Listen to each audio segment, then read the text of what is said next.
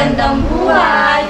We are from Elise Rental Gown! Pagka pumili ka sa computer nila, ibababa nila yon and ready to fit na. Nakita ko naman yung quality ng kanilang gown. Mura ang rental nila and at the same time, yung mga gown talagang almost brand new pa din.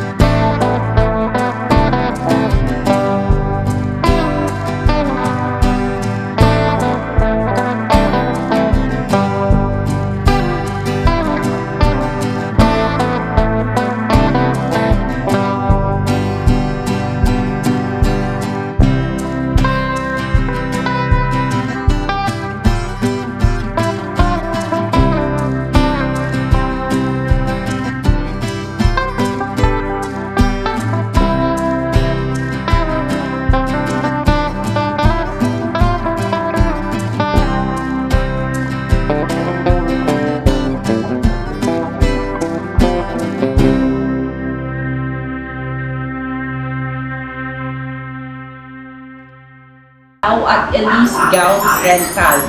So kung hanap mo ay mga gowns for different occasions, punta ka na dito because very affordable and ang price and quality pa. And here with me is no other than one of the admin here at Elise Gown Rental. Her name is? Elizabeth Amboy. Yan. Hi, Ma'am Elizabeth. Okay, sige. We will going to ask her some questions about the gown rental.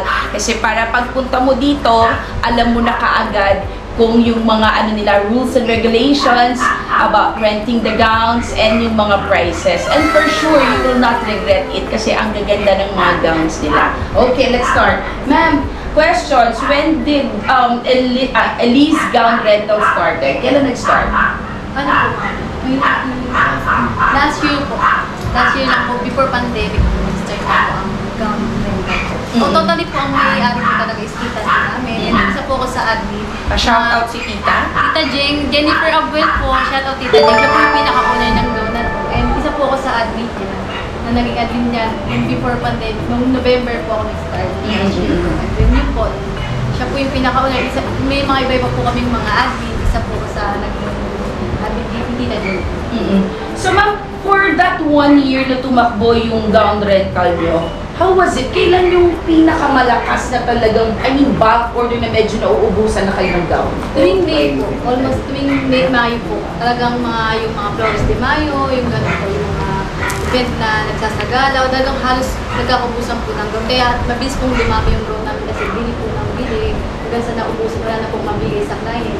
Every when ma'am, kailan kayo nagkakaroon ng mga new gowns? Kayo mga padating na gowns? Every when yun? Depende po kay Tita Jeng po, monthly, gano'n po. Talaga monthly. So monthly may bagong release ng mga gowns. So ayan abangan nyo, ang monthly may bago silang release ng gowns. By the way, they have their own FB page. Ma'am, can you tell to them ano yung FB page niyo? This ad po ng FB page is Rental Gowns po. And my FB page ko po is Elizabeth. Yun. Yes po. So doon, makakontakt nyo si Ma'am Elizabeth. Tapos ma'am, pwede mo bang bigyan ng netizens natin ng parang kung how much yung mga gown nyo for rent? Nagre-range po yung mga gowns namin is 1.5 to 2.5 po. Yung 1.5 po is yung mga long gown and yung 2.5 po is mga long tray po na premium gown po talaga. Sobrang ganda po.